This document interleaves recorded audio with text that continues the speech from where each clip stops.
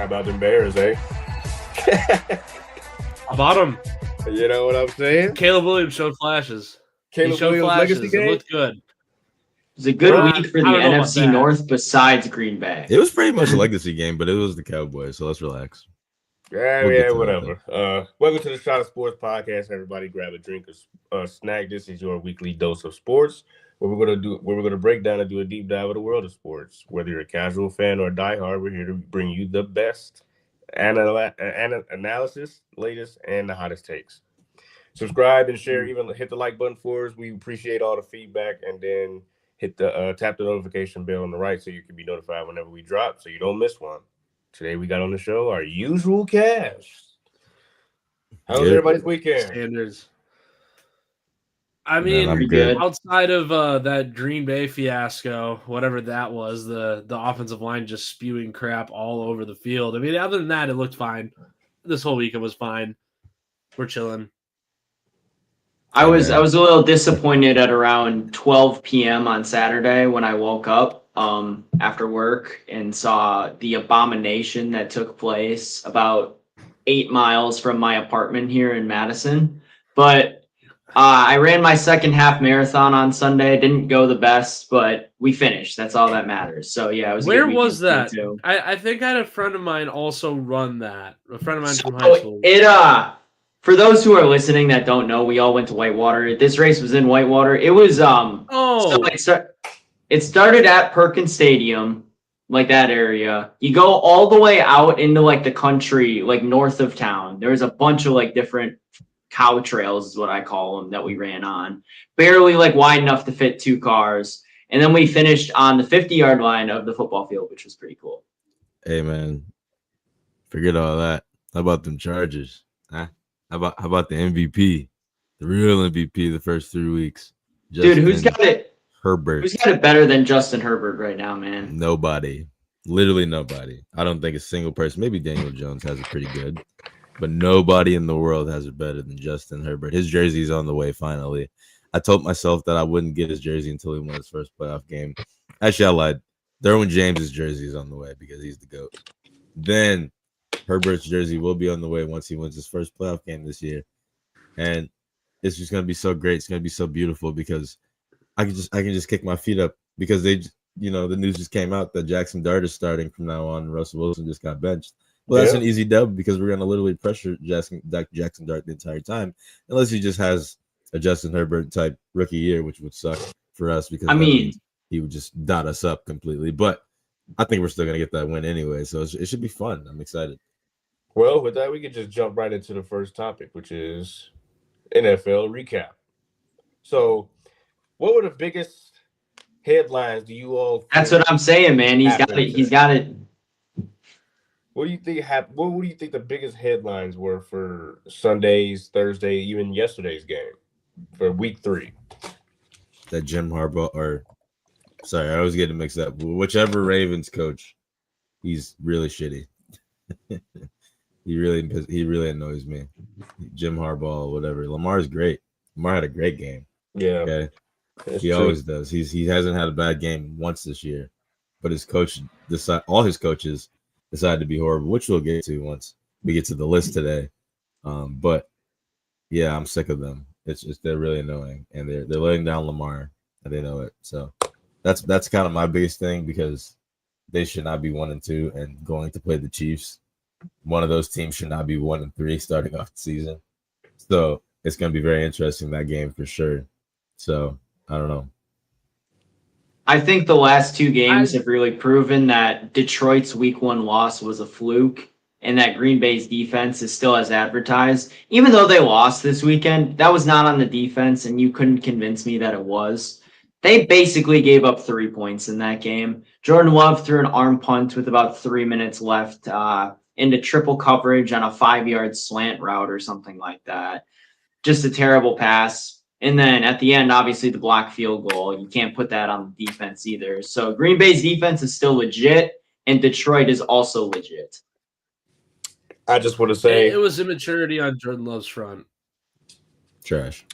Go for the it. Bears.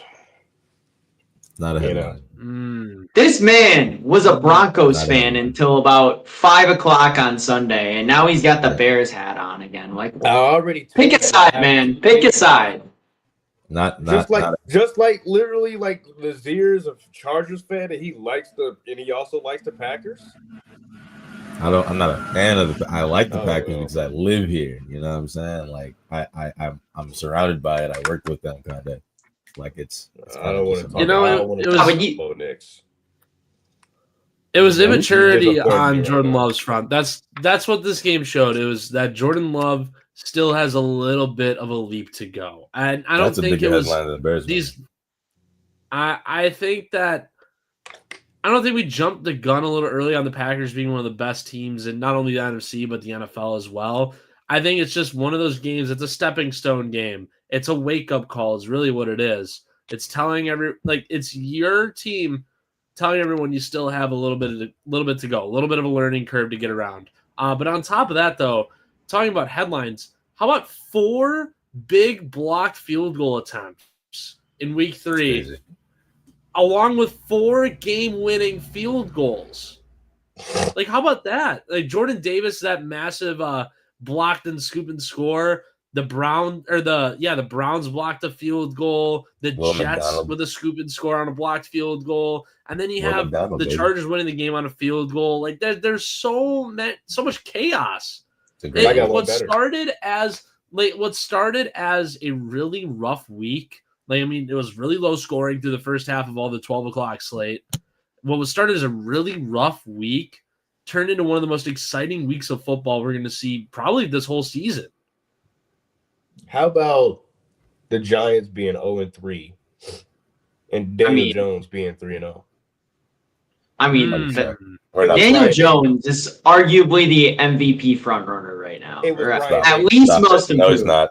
No, he's not. He's most improved for sure. I ain't gonna say he's MVP. That's kind of crazy. Improved. But it was definitely, I could definitely say it was Brian Dable. It was Brian Dable. I don't even know if it's Brian Dable's fault because that offensive line is just so porous. They're unable to do anything. And I mean, Malik Neighbors said too, it wasn't the quarterback. I don't know if he was trying to throw shade at Dable or if he was trying to throw shade at the GM or. Well, we know it ain't Russell Wilson. Russell Wilson passed for 450 yards. Yeah, and we saw, I mean, that Cowboys defense is like, Caleb had a great game on Sunday, but he was throwing to wide open guys the entire game. Hey, I gotta throw a shout out to the Colts owner. Her name's Carly Isrig or Ursay Gordon, and she's always on the sideline, making sure that everything is going correctly. And I think that helps a lot. I don't know what it is, but every time she's down there every game, and they seem to be just playing it extremely harder when she's down there. I don't know why. You know what it is when ownership actually gives to about what goes on with the product on the field. And this goes across all sports. When ownership actually cares, the team does better. And she's always down there, man. And people were calling it corny week 1. People were calling it a little bit too much oversight. No, it's good when ownership does this. It is really good. Like, look at the Brewers owner, Mark Anastasio. Sits up on his high chair in his castle, right? Mm-hmm. Sitting there right behind the dugout. That's where his seats are for him and his family and friends. Every single Brewers home game. Sits right behind the dugout. Does nothing, dude. He gets to celebrate with the team when they do good. Celebrated with them in St. Louis after they clinched the division, along with the rest of the ownership group. But he doesn't do nothing outside of that. He just sits there and watches. You barely see the guy cheer. You barely see the guy interact with anybody before a Brewers game. And then after probably 3 innings, he's gone back up to his office. He goes right back up to his office or to his ownership suite and doesn't really seem to care about the rest of the game. Look at Steve Ballmer. Now, granted, take away the whole like fraud scheme with that one tree company or whatever, but Steve Ballmer cares about the product on the court. And look what happened. They attracted superstars to come to LA's little brother basketball team. Now, say what you want about them not making it past the conference finals a couple of times, but that's besides the point. Steve Ballmer's ambition to actually care about his product and about his basketball team led to superstars coming to the little brother of LA basketball and turning some heads on the West Coast and in the Western Conference. It it's a recipe for success when ownership actually cares about what they put on the field. Shout out Carly Gordon, man. She's on a roll right now. She's always in the meetings. She travels with them, I'm pretty sure. She's on the sidelines listening to the play calls, listening to what they're saying to each other and the coaching staff, listening to the players and how they react towards one another. She is fully invested in her investment in the team, which I can highly respect, because if you pay for a team, you better be invested in that team. That's how I've always thought about it. And that's exactly what she's doing. So that's why the Colts, I think, are doing so well, because the ownership is so high right now. You know, they're so high on the team. I mean, this is off topic, but that Browns front seven, man, is ridiculous. It's incredible how good they are. They held Derrick Henry to 2 yards per carry, one of the best backs in the NFL. They held Josh Jacobs to less than 2 yards per carry, also one of the best backs in the NFL. It's just, this Browns team, I don't think they're as far away as most people think they are. It's just they need to supplement the offense. The defense has so many good pieces on it, just at all three levels. It's just the offense. They need to invest a bit more in the line, get their solid, rock solid quarterback, and maybe another wide receiver or two. They got the running back in the draft this year. I don't think they're as far out. I could see them being a 7 or maybe even 8-win team this year, because they almost beat Cincinnati week 1 too. Jalen, any comments on your Bears game? I know you want to talk about that. You're very giddy about it. So give us all give the Packer fans what they deserve. God, but what they deserve. I would say it's looking bright. I was waiting for Ben Johnson to do some of the crap that he was doing in Detroit. The first 2 weeks, we didn't see no flea flickers. We didn't see nobody running wild with different kind of pass catches, different kind of schemes. We ain't seeing DeAndre Swift throwing the ball to Caleb. Like, where was all of this at the first 2 weeks? I mean, I saw some analysis somewhere where it's like, it's possible that because they played better defenses in the first 2 weeks, Minnesota is one of the best defenses in the NFL. Detroit's another good unit.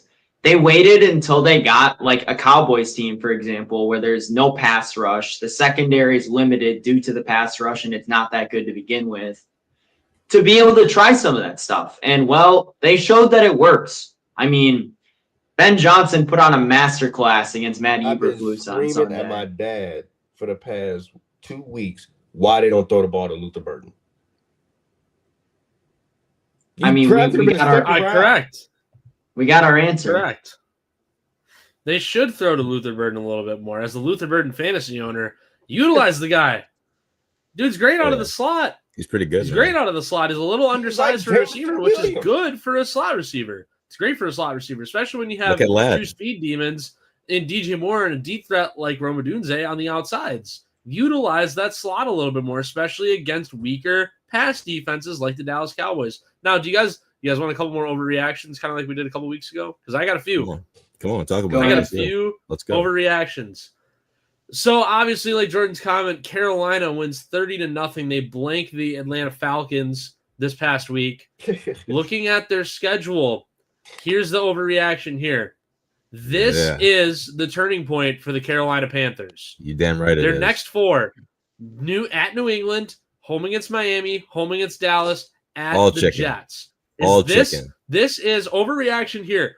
Carolina finishes the season minimum 8-9. Come on now, let's talk about it. I better than CJ Stroud. Dude, Stroud looks terrible right now. He's horrible. I've been saying this for years. He's not good. He's not good. I'm excited for the cooked list because I'm almost guaranteeing that he's on them. The crazy thing is like, and I will say about my Broncos, such a disappointment right now, bro. Oh, did you expect them to win? Sorry. They were up. Did you expect them to? Hold on. The Chargers are a better team, though. The clock didn't hit all zeros, bro. You expected them to win that game with? It was I don't know about the defense, but we don't have Brandon Staley anymore, my friend. Offensively, it's not even close. We got a better defense. The defense, your defense is pretty damn good. The Broncos' defense is one of the best in the league still. You cannot discount that. The Chargers is probably top 10 also. If we deflect that touchdown from Keenan Allen, we win the game. I guarantee it. We would have tied it. Keenan Allen does not catch that touchdown, we win the game. It would have been 23-20. It would be a 2-1 tie at the top of the division. But let's get back to the Panthers, though. Go ahead. Naz, you go ahead. You go ahead before we go back to the Panthers. Just real quick, the Broncos they were never going to win that game. I'm sorry. I know we started off slow, but you have to understand that our defense has not let up a first half touchdown until this game, and we shut you guys out in the fourth quarter. So if you're getting shut out in the fourth quarter and you expect to win the game, it's not gonna happen. If it was 23-23, you're telling me they couldn't get in field goal range for Will Lutz.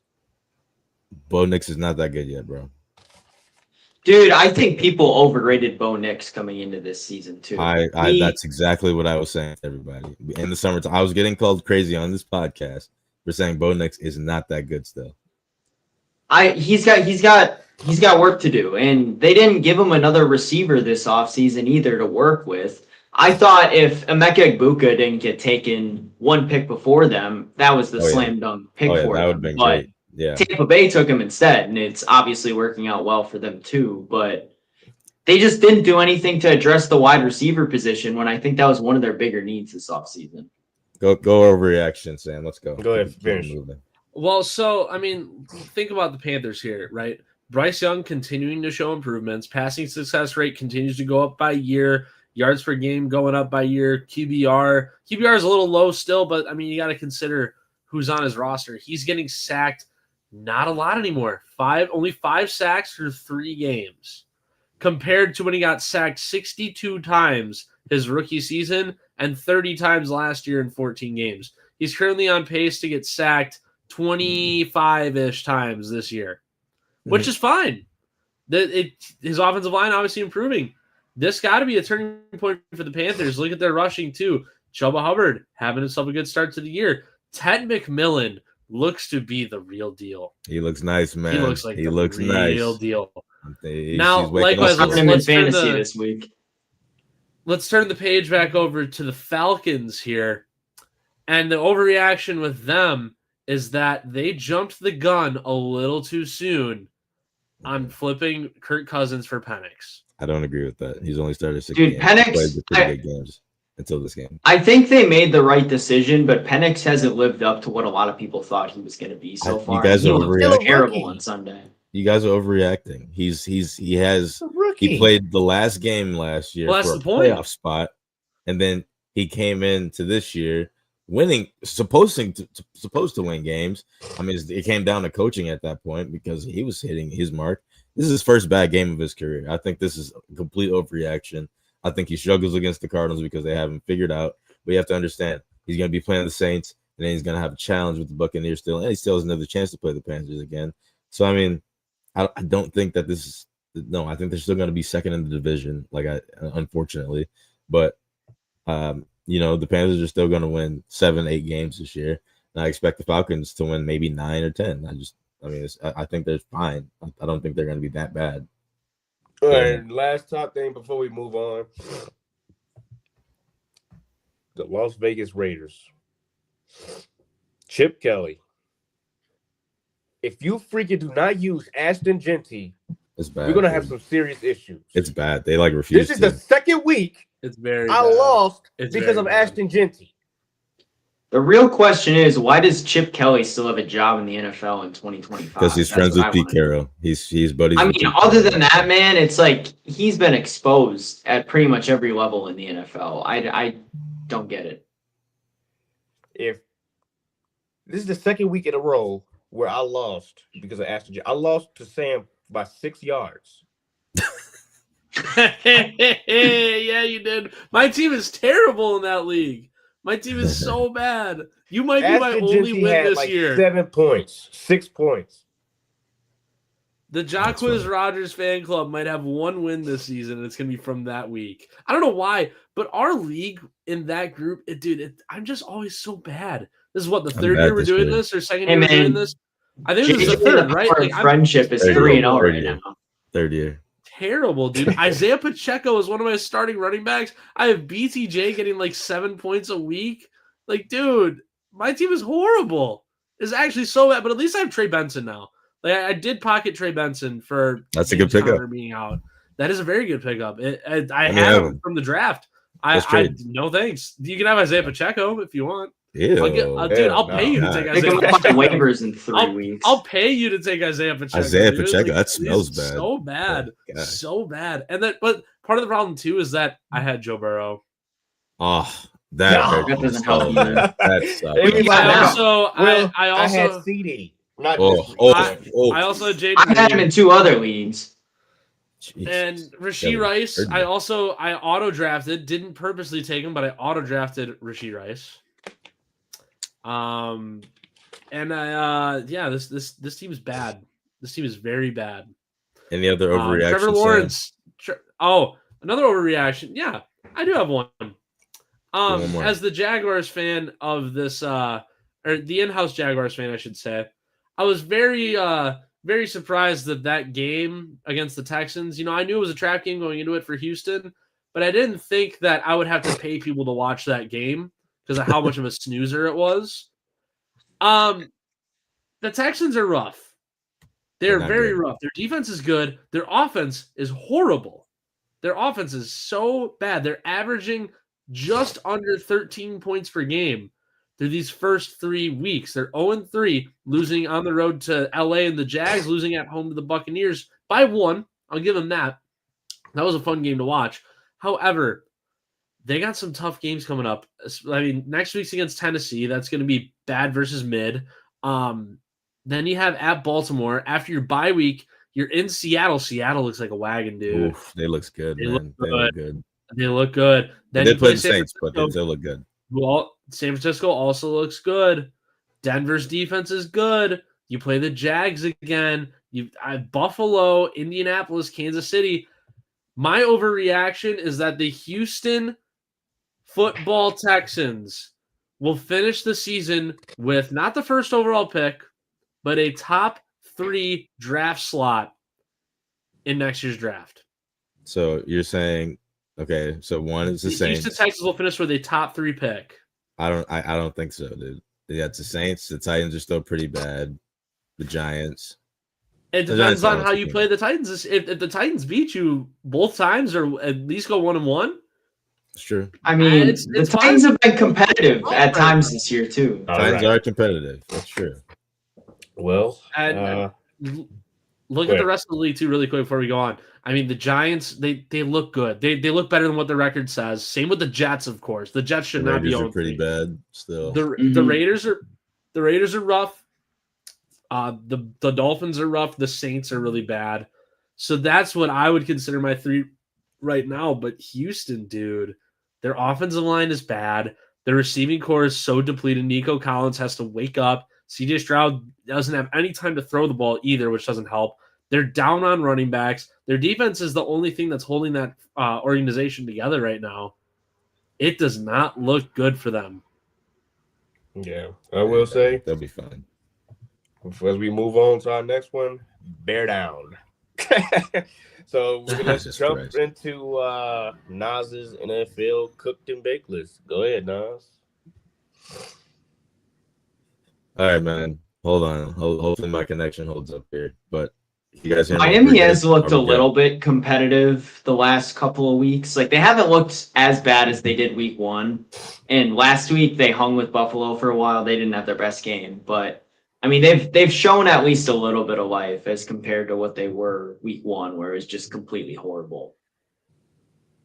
We good? We good? We ready? Yep. I don't see it on mine. I don't know about you. I'm Oh, not no, seeing no, it. I either. didn't put. I didn't put, Oh, I you didn't haven't put put it it up up. yet. I'm just saying. I have to explain this again. We have a few new viewers. Maybe they don't understand. Listen, baked list and the cooked list. Think of baked as a baked potato. You go to Texas Roadhouse, you get a fully loaded baked potato. It's amazing. Cooked, self-explanatory. You're trash. I mean, you're burnt out.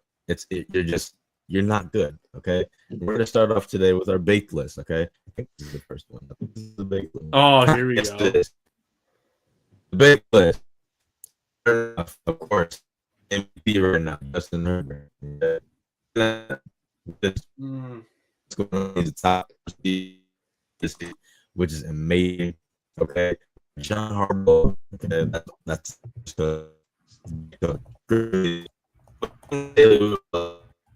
just played with Brandon who lost that game. Okay, QJ done. Looks like we're losing Nas. Yeah, we'll lose Nas in a second. Yeah. We'll be back in a second. Troubles. But I was surprised. I think he put the wrong Harbaugh on there for the cooked list or for the baked list. Though he put John on there. Jim is definitely the baked one. John is the cooked Jalen, one if you want to, Jalen, throw that back up. We can discuss while we're waiting for him to come back. I mean, that's cooked. All right, we'll talk about the cooked a little bit. I mean, we can. That bait. That's for the he's back now, so he'll be able to. That's for the. Whoa. All right. There you go. Go ahead. Yeah. Don't know what happened. Dude, did you put the wrong Harbaugh? I put the wrong Harbaugh. I get the names mixed up. Yeah. Jim Harbaugh. Jim Harbaugh, number 3, one of the best coaches in the league, probably the best right now. And QJ, Quentin Johnston. I mean, I try to tell you guys, breakout season, superstar. He's the X factor of this offense right now, and he's played outstanding offense, especially on Cortland Sutton. I don't know what that was, but he's playing great. Hampton, finally, showing up a little bit. Okay, he played great. Golf ball. Jared Goff had a crazy game last night, guys. I think we got to tip our hats to Jared Goff.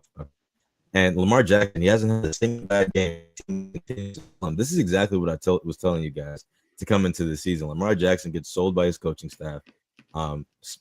It's just really annoying. Okay, Lamar Jackson is still top 2, top 3 right now for me in the league. Okay, now Kyle Hamilton, still the best safety next to Derwin James. I think they're going to be great. I think their defense is going to light up. They're always great with him on the field. Sonic and Knuckles. If you don't know who that is, I mean, where have you been? Okay, David Montgomery and Jahmyr Gibbs. Woo. I mean, I don't know what that was, man, but the Ravens made them look like Adrian Peterson and LaDainian Tomlinson on the same team. Okay, St. Brown, he currently owns the Ravens D-backs right now. I don't know what he was on last night. Sam Darnold. Granted, they played the Saints. All right, but he did look amazing. He was hitting on all of his targets. K9, Kenneth Walker. This is a shocking one. I didn't think I'd put him on the baked list this week. He's great. Trey Tucker looks like a wide receiver 1 this week. He looked amazing. He had 40 fantasy points. Yeah, they need to feed him and Genty more. I think that's the key to their offense right now. And Brock Bowers, but he looks really bad right now. I don't know why. CMC, welcome back. Mac Jones. Wow. Wow. I mean, he played the Cardinals. That's a good defense, good young defense. But Mac Jones, what a game from you. You got a little bit emotional towards the end of the game when they won, and I applaud him. Matt Stafford. Always good to watch Matt Stafford. I mean, I know they lost, but it was a rough way to lose. Sam went over it, the blocked field goal. And Jordan, shut up. We're getting to that. Okay. Devontae Adams. We are good with Devontae Adams and Puka Nacua. Both great wide receivers. Jared Verse on the Rams defense. I mean, he's so good. He made so many disruptions in the first half. He looked like Micah Parsons out there. It's very good. Jalen Hurts. Look, we got to stop, guys. We got to stop the hate. I'm not going to lie. The hate? Yeah, the hate. Look, I'm one of the people that don't think Jalen Hurts is the top 5 quarterback, but he's proving that. Top 5? Top 10, I'll give you that. Top 5 is insane. No. Everyone thinks he's top 5. I don't think he's top 5, but I think he's a winner. No. That's what I'm saying. Okay, you kind of broke up in there, so I thought you were saying that too. AJ Brown and Devontae Smith. AJ Brown and Devontae Smith. Dallas Goedert. TJ Watts, welcome back. Aiden Hutchinson, welcome back. Myles Garrett looks like the best defensive player of the century right now. I don't know what is going on with him. He lit your offensive line up again and again and again. Packers defense, they looked all right outside of that. Towards the end of the game. Jags, they won. Good job. And Mariota. I don't know. Mariota looked great. So that's the first half. Let's discuss this while Nas reconnects again. So, that AJ and Smith. Would you say that they're a better duo? Who's the better duo? Nacua and Adams, or Brown and Smith? Let's not get ahead of ourselves here. It's still AJ Brown and Devonta Smith. 100% still is. I mean, like the first couple weeks of the year, obviously hiccups, right? The Eagles were trying to ground and pound so hard because of the success of Saquon Barkley and Jalen Hurts on the ground all season long last year.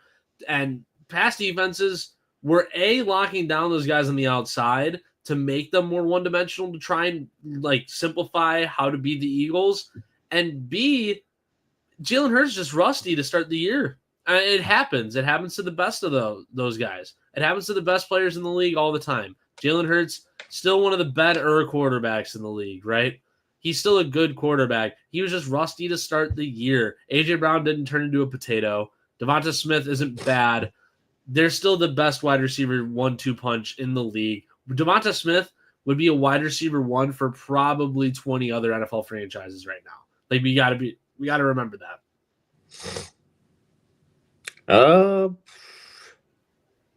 Dude, you know what makes Seattle so tough to play when they are good is when the fan base is that much more invested. CenturyLink, what do they call it now? Is it Lumen Field? I think it's Lumen Field. Okay. So Lumen Field is so much tougher to play at when Seattle is good because their fans are into it. I mean, when you saw Green Bay go there last year, for example, they were chanting "Go Pack Go" in like the second quarter. Like the home field, the 12 advantage was neutralized. But this year, the Seahawks look really good again. They played fantastic this weekend, obviously. If they keep this going, the fans are going to get back into it, and the 12th man is going to be back in full force. This is the rest of the baked list. Danny Dimes, Josh Allen, Jonathan Taylor looks so good. Tyquan Thornton on the Chiefs looks amazing. Waiver pickup. Aaron Glenn. I know they lost, but he coached the crap out of that team this week. Aaron Glenn, I'm telling you, the Jets are going to be something special. Caleb Williams, officially better than Shitty Stroud. Isaiah Rodgers on the Vikings had the best pro football focus game of all time, 99.9%. The Vikings and Carson Wentz, a great game. I know the Bengals are banged up, but so are the Vikings. So that is a great game, a great showing for them. J.K. Dobbins, I guess. Cortland Sutton, Bryson them. 7-26 in the NFL for Bryce, but 3-1 against the Falcons, the fraud Falcons. Skittles, that's Cam Scatterbo, if anyone doesn't know, and Judkins. And I think I added some other people on there. I just didn't take a screenshot of it. Let me see. I added Baker and Mbuka, obviously, and Roma Dunze. I think that's how you say his last name. But Adunze. I say Adunze, whatever. Now on to the cooked list. Tua, I'm tired of saying your name. Jordan Love, don't care if he drove back down the field. He swung the momentum right back to the Browns, and they scored right after that pick. Matt LaFleur, coach better. What were the adjustments coming out of that game? All right, John Harbaugh, not Jim. Doc Rivers of the NFL. And you can't convince me otherwise. Sean Payton. No. John Harbaugh is the Doc Rivers of the NFL.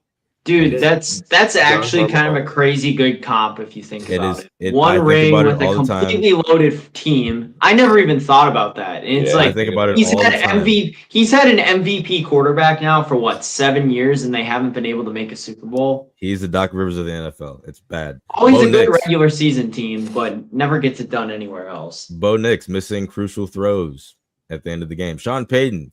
He should be able to coach that. He should be able to make sure that you have to score in the fourth quarter against a rival team in a close game. It felt like a playoff game, and Sean Payton got outcoached in the fourth quarter. The Saints. What did you even practice for 6 days? I'm curious. I don't know what you guys are up to. Russell Wilson, I finally give up on you. I'm a big fan of you, but yeah, you suck. Marvin Harrison Jr. I am sick of this brother. I am sick to my stomach watching him play. He looks like Quentin Johnson. They look like they switched bodies. They look horrible. He looks horrible. Okay. Alvin Kamara, where are you? Are you all right? For real? Like, damn. It's because he's on that Saints team, man. They're so bad. I mean, he makes a big difference usually, though. Dog. Get traded. What are you doing? Chase Brown. Do I even have to say anything? They gave up Mixon for you. Chase Brown. I am very disappointed. He was a top fantasy pick for a lot of people this year because they thought, not me. I ain't trusted. I was telling people the entire time, Chase Brown is not that good. I don't know where this hype came from. Jamar Chase, it's not really your fault, but you still fumbled the ball when you caught the ball once. Very disappointed. Derrick Henry.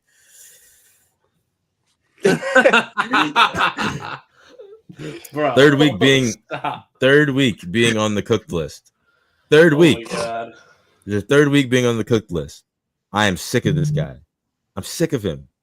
Oh, by the way, Matt LaFleur. I mean, this is this disappointment on his face. Dude, disappointment. Matt LaFleur coaches with too much emotion. He does. And he needs to when he gets high, man, like when he gets high, like in that Dallas game, for example, he coaches with the best of them. But then you know that you guys have probably seen that screenshot of him like leaning backwards with his arms up, like yeah, I know, yeah. Like I think that summarizes him pretty well. Lamar Jackson versus the entire organization of his, and Derrick Henry being on. I mean, it's just he's on the Lions side. It looked like he's on the other team's side every time, fumbling the goddamn ball every week. Lamar Jackson versus everybody. Hold on. Lamar Henry Jackson versus everybody. For all the people who are giving him crap, said he's terrible, he's buzz, he's trash. He's not buzz, he's not trash. It's just that his fumbles coming at the absolute worst time of a football game. Jalen, he's the only running back to fumble in 3 games this year. The only running back to fumble every single game so far. He's on the cooked list for a reason. He's gonna stay there until he figures out. I'm addressing the people that's calling him washed. No, he ain't washed. He's just dumb right now. I don't know what's going on. Trayvon Diggs. I think it's time to worry, guys. I do. I think it's time to worry. I don't know what. Well, the worry's been there for a long time. Doomsday. It's the injury. The worry's been there for a while. Yeah. The next guy on the list. Oh my goodness! Since this moment. Oh man, what's going on, CJ? Booty. Dude, he is so bad. If you guys don't know the context of this picture, bad. If you don't know the context of this picture, everyone, this is CJ Stroud. After they played the Bears last year, I believe. And they were both rookies last year. No, CJ was a second year. CJ was a second year. And they're the same age, by the way. And CJ came up to him like, good job, man. Like talking to him like he's a vet already because he had a better rookie year. And this has been the result since that. So yes, CJ Stroud, you are on the cooked list once again. You are trash, and I don't want to hear anyone saying otherwise. What is this picture right here? This is the biggest curse right here. Sam, you'll love this. You can't tell me Shane Waldron isn't the NFL's biggest curse. He leaves the Rams. Well, it's the biggest pass game curse. It is. Right. His offenses aren't bad, per se. It's the fact that I don't know what he does with his systems when he goes to different places and becomes either the OC or the pass game coordinator.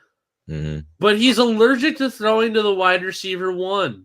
Allergic to it. For whatever reason, tries to lock in on throwing to that slot guy, which sure, I guess Parker Washington can get the most action.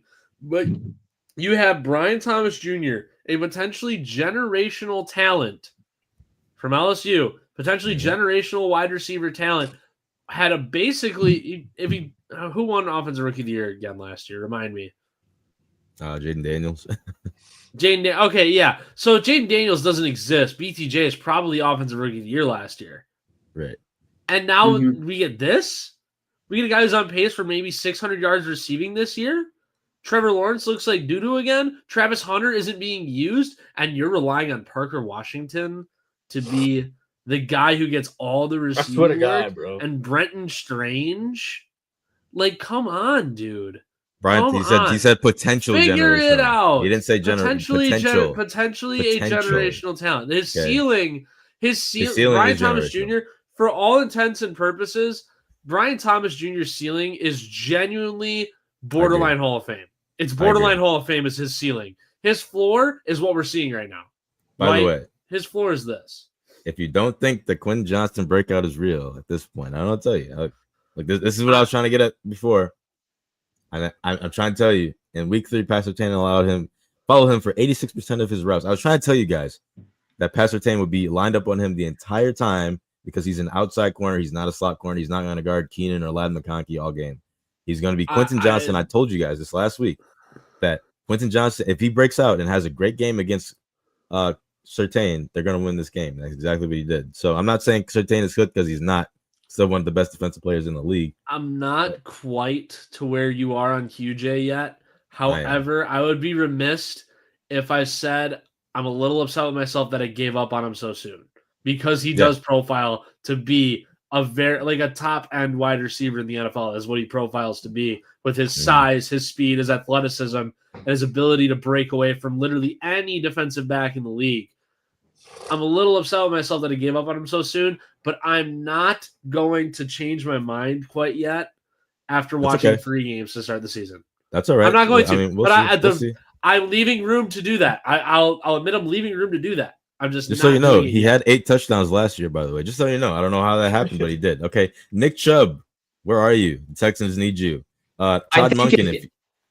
I think if you expected Nick Chubb to have a big year this year, that's not a big year, but help out a little bit for the run game. They need some type of run game. CJ Stroud clearly can't handle it. Todd Monken, horrible OC for the Ravens. Terrible. I don't know what his problem is on the goal line, but he can't do anything. Brandon Staley. Now, if you guys didn't know this, he was the defensive coordinator last year for the San Francisco 49ers. They were trash. Now he's on the Saints. You see what just happened on that. So I just want to, throw that out there that he's the worst coach I've ever seen. Bucks special teams, get it together. I don't know what the hell that was. You almost let the Jets come back. Kyler Murray, this hurts my heart, man. He had an okay game. It's just like he's so immature with the ball still. He doesn't know when to throw it away. He doesn't know when not to take a sack. He tries to run around all the time like it's college still. I mean, dude, it's like his 6th year in the league. Grow up, come on. CeeDee Lamb, I know he got hurt. 7th year, actually. 7th season. Yeah, 7th season. CeeDee Lamb, I know he got hurt, but stop talking. Dak Prescott, I'm sick of you. You're trash. You let the Bears just embarrass you. Cowboys defense, that's never gonna get fixed because the guy below them, Jerry Jones. I think you need Micah now, don't you? Not only that, Kenny Clark is out for multiple weeks now, most likely too. So it just completely invalidates the player that he traded for. Woof. Wish you had Micah now, don't you? And Shane Waldron. Not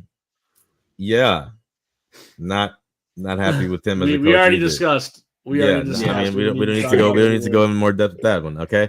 A little bit more on the cooked list. The Raiders O-line trash. Mark Andrews trash. Michael Penis. Trash. Mark Andrews trash. Mark Andrews. His blocking was terrible last night. 91 yards, 2 tutties. Yeah, his blocking was terrible last night, bro. I'm not going last. He was blocking terrible last night. Have mercy. His blocking has not improved. His blocking is not improved. There's weeks you can crap on him, but not this week. I'm not going. Mark Andrews. But this week does not redeem himself, bro. His blocking was terrible. He could not. Oh, he's talking about blocking, and he had 91 yards. And bro, if Aiden Hutchinson is on you, you better put your fucking all into it. And he did not do that. Clearly, obviously. Oh, Lord. Bro, just because you had a good receiving game, bro, you have to block. That's one of the reasons they lost that game, because the D-line was terrorizing Lamar Jackson. But he made up for it on the catch it in. Cool, bro. And then he let up more blocks right after the catches. I'm sorry, I can't put him there. Michael Penis, trash. Where's that image? Yeah, no Falcons wide receiver or tight ends have caught a touchdown pass yet this season. You're trash right now, buddy. Girl, you gotta. I know I still believe in you, but you're on the cook list this week. Calvin Ridley, Brian Thomas Jr., the entire Falcons organization. Ramondre Stevenson is the worst running back I have seen in many years. Dude, why is Travion Henderson not getting the ball? That's a great question. They were handing off to Antonio Gibson before him the other day. That was ridiculous. In the past year and 9 fumbles. Oh, something smells bad right under him. Isaiah Pacheco, trash.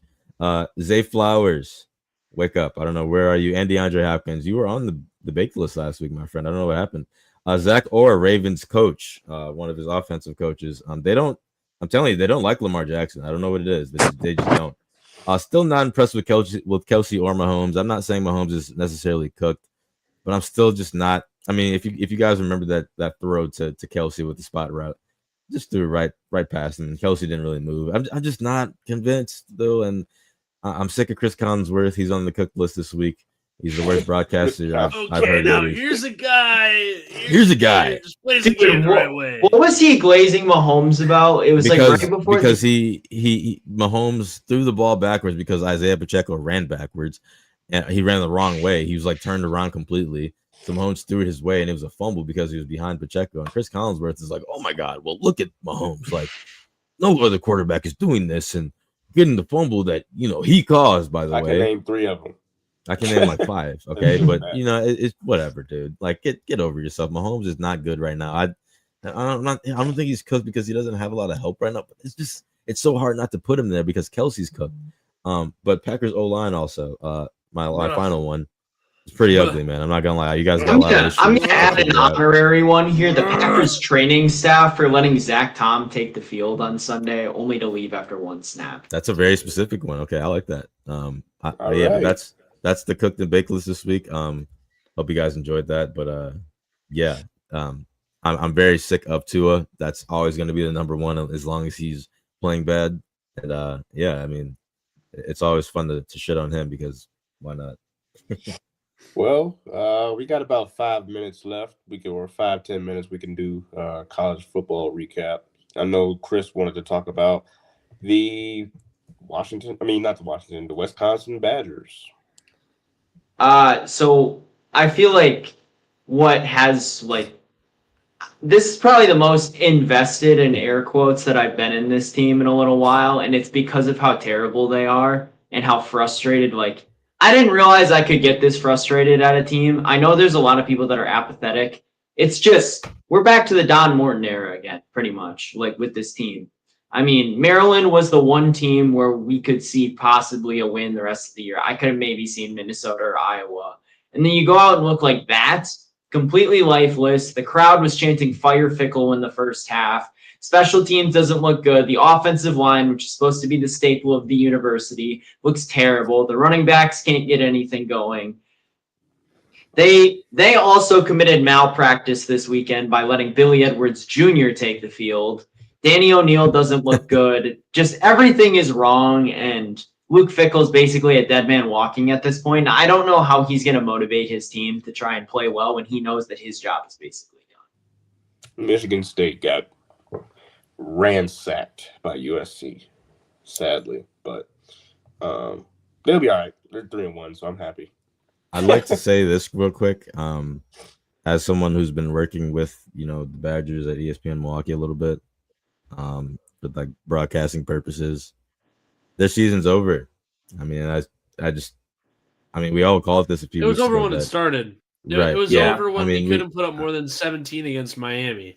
I mean, it's just like, what? I don't even know what to say anymore. Like, this is. I saw a tweet and it said, "I can't believe we're seeing 30 years of work go down in 3 years." It's like they were speechless. Like, the past 3 years for the Badgers have not been. It's not even that. It's not even that, dude. Those are coming from random guys on the internet. Look at what Vince Beagle has been posting. Look at what Zach Showalter has been posting. Look at what Melvin Gordon has been posting. Arguably the greatest Badger running back ever has been posting about this team. Even the guys who helped build the program are giving up on the program. The Luke Fickle hire, now when it happened, you cannot tell me with a straight face that when Luke Fickle got hired by the Badgers that it was not a good move. You can't tell me that when it happened. When it happened, you can't tell me that it was a bad move. In hindsight, everyone knew the threat. Everyone knew that there was a chance that Fickle could turn, because he was trying to change up what Badger football was a little bit in terms of like modernizing the game a little bit for the program. Instead of just being a ground and pound team playing traditional Big Ten football where your offensive line is the core of everything you do. He wanted a little bit more flash. He wanted a little bit more pizzazz, a little bit more big play potential, which is fine because that's where the sport is gone, right? So that's fine. However, what is not fine is the fact that the Badgers from 2005 to 2024, in terms of an increase in football spending, are the least funded football program in the Big Ten. What did Deion say? I'm not talking about We're not talking about Oregon. I'm not talking about any of the other ads of Oregon, Washington, USC, and UCLA. I'm not talking about those guys. What I am talking about is the 14 teams before them: Indiana, Michigan, Penn State, Purdue. Out of those teams, they are the least, in terms of increase in funds, least funded. Their percentage increase since 2005, 125%. The next closest is Purdue at 134. What do you notice about Purdue? They are a terrible football program. The next closest after them, if my math checks out here, is Ohio State. Ohio State doesn't need to fund their program. They've been paying their guys since 2005, right? And that's hypothetically. But another close one to them. Another close one. Michigan State, outside of a couple seasons, pretty bad. Illinois, 277% increase over the last 20 years. Outside of this season, and even dude, even outside of this season, regardless of this last week, they have been terrible over the last 20 years. They have not been a good football school at all. Even up until this year, they still got the brakes beat off of them by 60 at Indiana. They got the brakes beat off them by 60 in Indiana. Indiana's another team. They've increased their revenue by a lot, especially in the last couple of years. Yeah, Indiana football added is terrible. Better coaching, to add in better players. Like Fernando Mendoza's looked very good so far this year. But look at them before that. They were terrible. They were Wisconsin for a long time. is aligned. The bottom line here is that Wisconsin does not. There's a reason they're a public Ivy institution, and it's not because of where they put the money for football. They don't put the money in football. They put it into other things. They care more about the academic side, and that's cool, right? That there's no shame in that. However, the moral of the story is the game has changed. If there isn't an influx in revenue for this team to actually go and recruit guys, we are in for a 30-year period. After a 30-year period of long-term success and building out the program to what it was by playing the game the right way and recruiting the right way, we are now setting ourselves up for a 30-year period of madness. We're going to turn into Nebraska football very fast.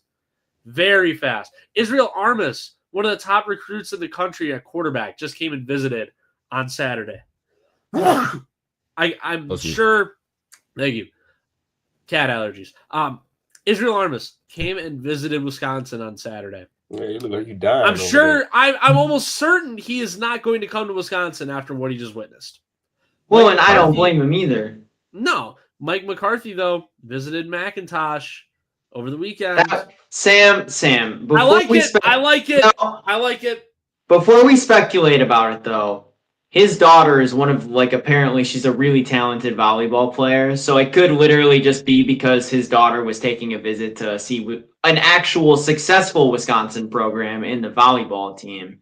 But, I mean, the biggest thing for me, too, is, back to what you said about, trying to change things. Apparently, I was listening to ESPN radio yesterday for a while, and because I was out driving, but apparently there's high schools in Wisconsin where we used to get our bread and butter guys, the big beefy farm boys for the offensive line that what made our program so great for years. They haven't seen a representative from Madison or Wisconsin in years. And this goes back to when Paul Chryst was the coach. It's just a complete lack of effort on the recruiting front in state. And now those guys are starting to go to schools like Notre Dame, Indiana, out-of-state schools. We're losing recruits to them, and that's why we're taking a hit when it comes to offensive line. A lot of those guys, like Mark Tauscher, for example, Joe Thomas, they're in-state guys that went on to have really successful careers in the NFL, and we recruited them from in-state. We haven't been doing that, and that's a big reason why he's another one, yeah. Just guys that we would, J.J. Watt, T.J. Watt, guys from the defense, Zach Bonds from Wisconsin. These are all talented players that come from the state. Gordon. Trey Wins is Michigan State, but either way, I mean, we're not winning over the in-state talent. With basketball, they've been able to get away with it because they won enough of the in-state talent for so long. And they're doing better in the portal than football has been. But it's a lack of effort in state, and that's why the team's been struggling so much. They've been trying to chase something that they aren't. Yeah. It's a I shame. agree. It's a crying shame. Where I this mean, program- Wisconsin's one of the toughest places to play when the team is good. Right Not now, no more. everyone's Not no more. apathetic towards the team.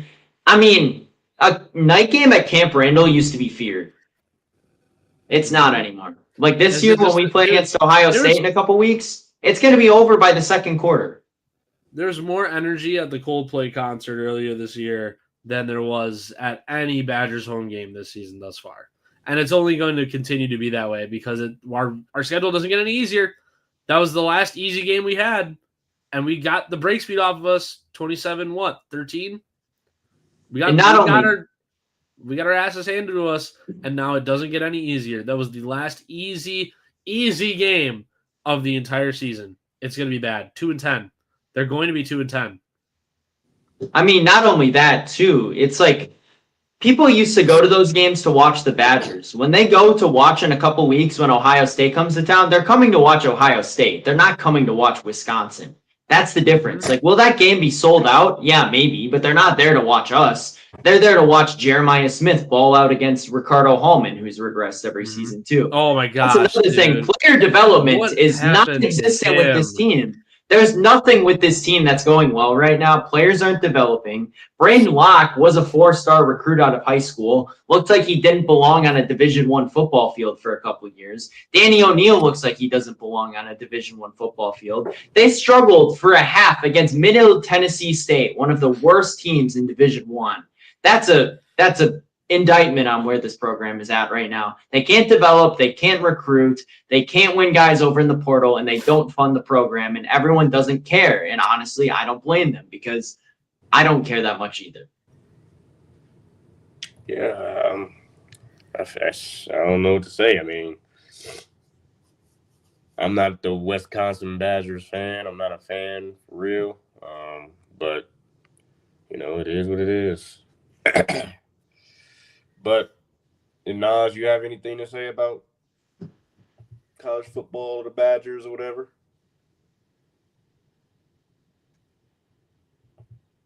I think he's still lagged out. Yeah, kind of seems that way. Can you hear me? Yeah.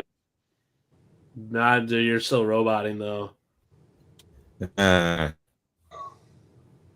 Yeah. I mean, there's another program that's cooked really quick too, and that's the Clemson Tigers, man. What happened? Oh, I mean, my God. Dabo Swinney, it's just fallen off the cliff. Since NIL became like a bigger thing, he refuses to adapt to the times too, and he's going to probably lose his job over that. He 100% will. And I think that you just nailed the hammer, that you hit the nail on the head here. He is still trying to play the right way. He's still trying to play college football the right way. And I will gladly stand on the right way kind of thing here, where I'm talking about you don't need to pay your college football players. Your students first. That's being a traditionalist or a college football purist. I get it. But that's how I'm going to be. I don't agree. Like I've been so seesawing back and forth on this. I've teeter-tottered back and forth forever. And right now it's reached the point where I'm back on the side of why do we pay college athletes? Like the whole point of NIL was not for universities to pay their players, because that's when it becomes a professional sport. The goal of NIL was for guys to go to companies, or for companies to go to guys and say, hey, we want you to be featured in our 30-second ad spot on the news tonight. Are you in? All right, sure. Let's go put this together. I'll get my royalties. I'm getting an agent. My agent will work out this contract. We'll get my royalties set. Let's do it. That's how they were going to get paid.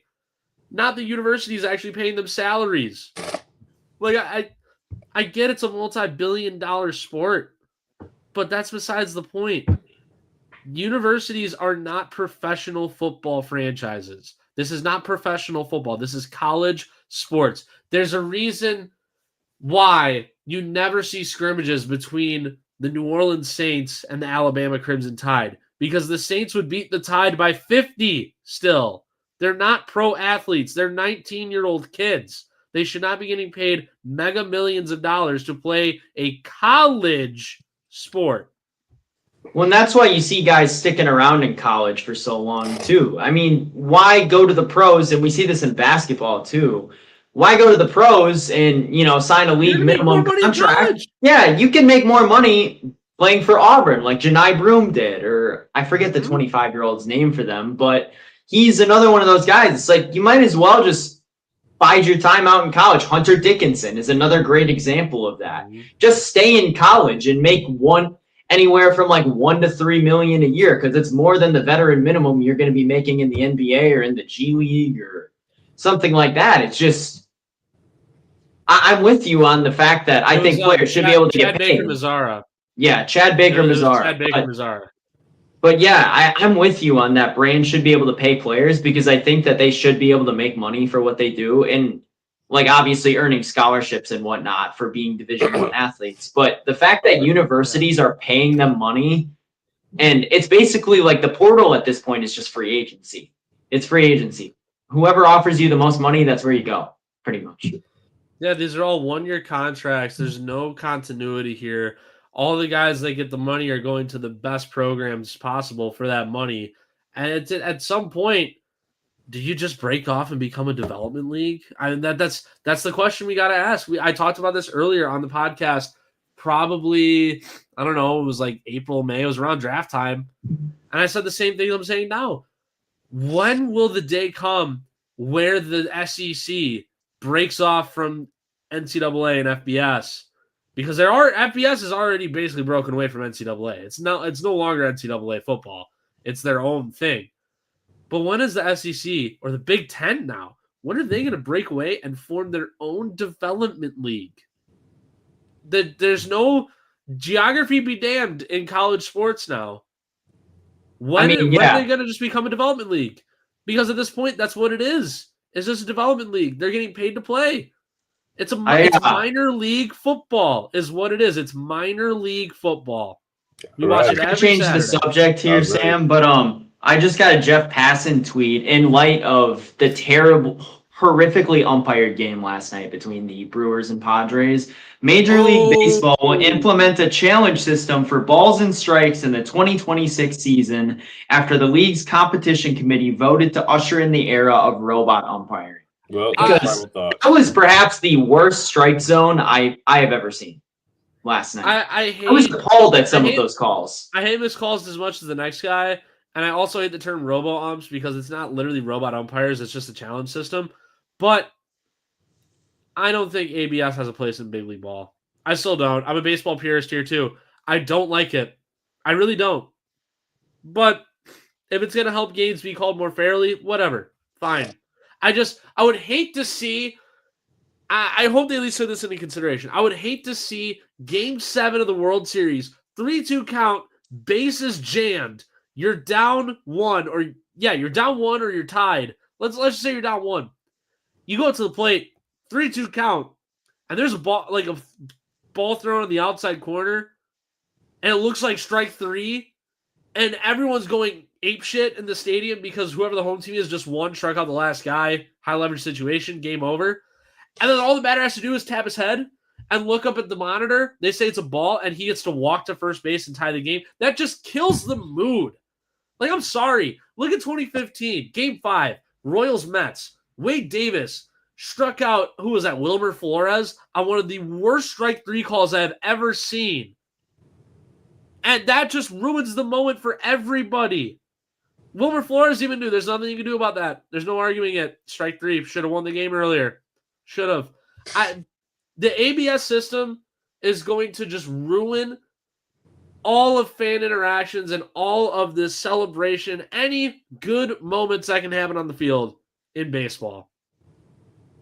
I mean, I think that's your ABS. What's your final thought? That's it. I mean, really quickly, I just want to talk about the ticket buying process for MLB playoff games. My brother and I really want to go to Game 1.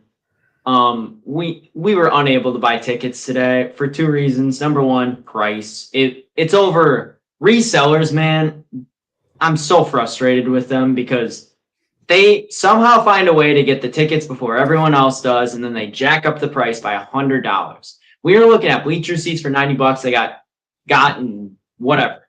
I mean, by the time a pre-sale is done, there's barely any tickets left. It's ridiculous for like just the average Joe who wants to go to the game. And yeah, I'm just really frustrated with that whole process right now. Hopefully ticket prices drop before game one. You got one? Can you hear me? Can you guys hear me? Just a little bit, but yeah, it's fine. Can you hear me? Yeah. I just want to talk about the Bucks quick. I'm a little nervous because Giannis said that he expects the Bucks to trade them if that's what they think that's going to be best for them. I don't think that's going to be best for them, my friend. I think you're going to stay just where you are, and we're going to have fun this year with Giannis Antetokounmpo as our superstar player as usual. So continue to be optimistic about the Bucks, everyone. Don't give up just yet. I would say mine. We didn't really get to talk about it. We'll probably talk about it more once college basketball starts. But yeah, I mean, Bruce Pearl steps down as Auburn's basketball coach last night, and you're starting to see a new era of coaches now. All the Mike Krzyzewskis, the Roy Williams, the Bruce Pearls, the Izzos. They're all going to be coming to an end very, very soon. And Jim Boeheim. I mean, we need guys that are going to step in their place because we haven't seen a ton of people really kind of make up that next wave per se. I mean, Kelvin Sampson is there. John Shire's been a bit of a disappointment for Duke. They had by far probably the best roster in college basketball this year, and they weren't able to get it done. Dan Hurley's obviously taken the throne a little bit. I mean, going back to the older guys, Coach Cal's kind of past his expiration date. Kansas has been down for a couple years now. So it's hard to say, man, who's going to take the throne next. I think Purdue could maybe finally get one in the next few years with Matt Painter. They're always in contention. So yeah, it's hard to say. And what you were saying with John Shire, I mean, he may not have got it done, but it darn looked like Duke basketball again. I will say that. They looked overpowered. They looked out. They just looked like a juggernaut. Well, it's because of their talent. It's not because of his coaching. They just had a completely ridiculous roster. Yeah, that's what I'm saying. He's still able to get those recruits. That's the biggest thing. He's able to still grab those guys. You know, people were saying when he took the position, will he be able to keep Duke at the high level? And you know, he's keeping that. DJ Gardner-Johnson released by Texas. Ooh. Oh, really? DJ Gardner-Johnson. They released him. Wow. And then, I guess I haven't kept up with. And then in college football, you have Mike Gundy, just fired. So. Yep. It's about time. I mean, that was a long time coming. That definitely should have happened. Well, we've come to the end of our show. Subscribe, like, share, and comment. Follow our podcast page on other platforms. The links will be in the description box below. We have a Spotify, and Instagram, and TikTok. We will be posting reels and shorts for this show. We do polls and question boxes. You can always DM us on things you want to have answered. We try to dabble in topics like music, film, travel, and life outtakes as well. Not just sports, but with that, this has been a shot of sports. And we'll see you Thursday.